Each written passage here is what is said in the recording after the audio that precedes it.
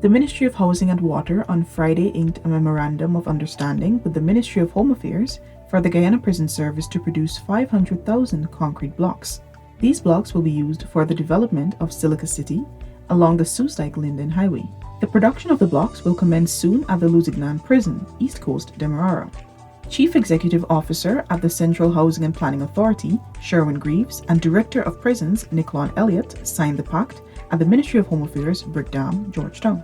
Minister of Housing and Water, Colin Crowell, emphasized that the undertaking falls under the Community-Based Employment Stimulation Project, initiated by President Dr. Mohammed Irfan Ali to create jobs within vulnerable communities.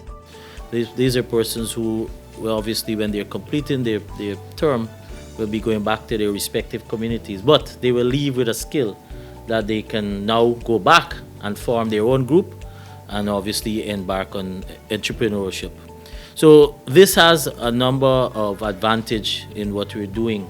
Minister within the Ministry of Housing and Water, Susan Rodriguez, expressed immense satisfaction with the prison reform initiatives to rehabilitate prisoners. This is another example of how we can innovate and how we can use various government programs to reform the lives of prisoners and also to stimulate the economy, to stimulate employment.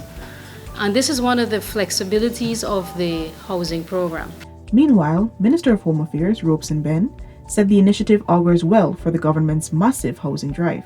The fact that we have people in prisons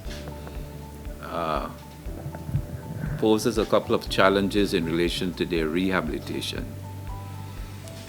The first issue relates to the removal of people out of the labor force.